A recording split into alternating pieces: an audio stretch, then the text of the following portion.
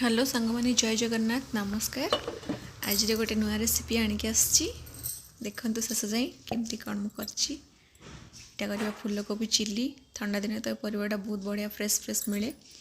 तो कोबी को फास्ट छोट छोट काटी नहीं जाइए ये किसी मैदा और आरारोट मिसई से किसी गोलमरीच गुंड और लुण देती और से अदा रसुण बटा पकई यहाँ को भलसे टी पानी देकी फेंटीदबा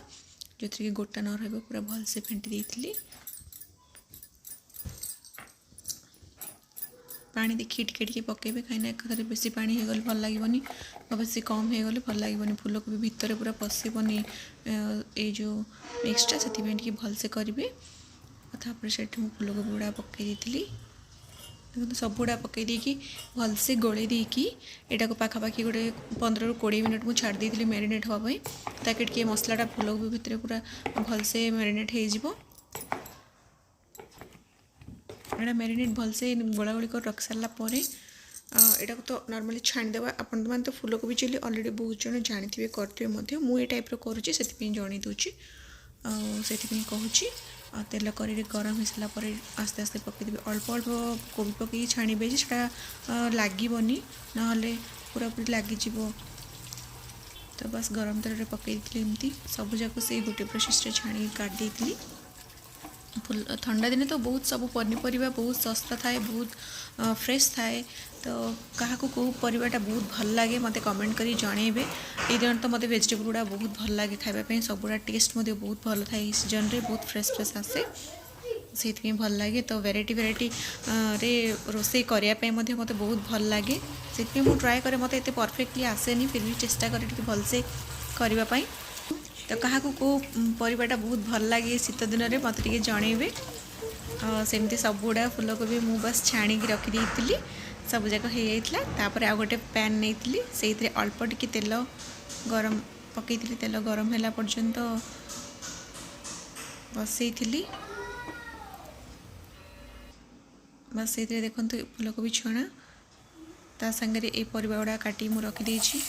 किसी रसुण को काटी नहीं फास्ट रसुण पकईदेवी मु बेसी किसी मसला बेसी किसी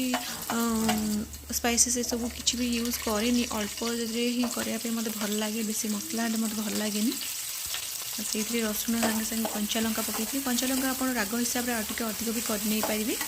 मुझे मो छुआ जेहतु खाए से मुझे कम राग करे से अल्प राग थी कंचा लंका नहीं बस पियाज को एमती बड़ बड़ टी स्क्वायर साइज काटी पकई दी गोटे मिनट पर्यंत यहाँ टे ट्रांसपेरेंट है पर्यंत भाजीदबा तापर से किसी कैप्सिकम पकई ये आप ग्रीन मटर चाहिए ऐड करेंगे ग्रीन मटर तो बहुत बढ़िया मिले किंतु पकई नी मुझा खाली बस एमती मैक्सिमम 1 ରୁ 2 मिनट हाई फ्लेम रे ही भाजी देती और से लुण आगे गोलमरीच बस ये ही पकई आ कौन मसला मुझे पकईनी किसी भी यूज करनी मसला गुंडे मुझे कौन तो यूज करेनि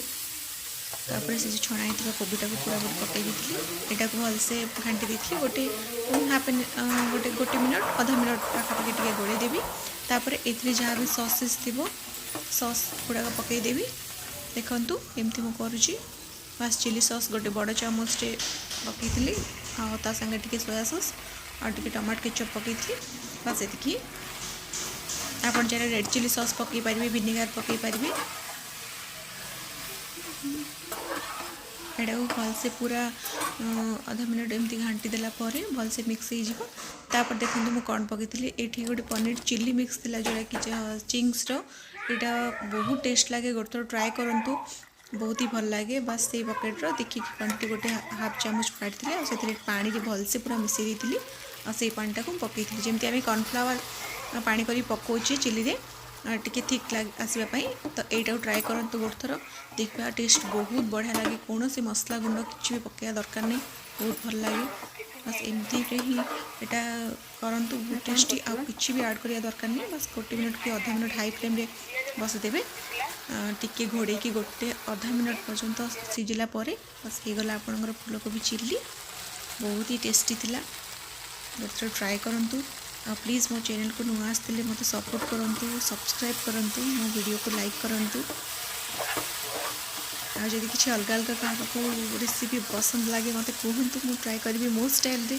करके आपण मानक जानवाई शेष टी राशि बास पकई दी बहुत सुंदर देखागला। तो एमती बनातु खातु आ मत कमेंट करी जनातु केमती लगिला। रहुची, थैंक यू।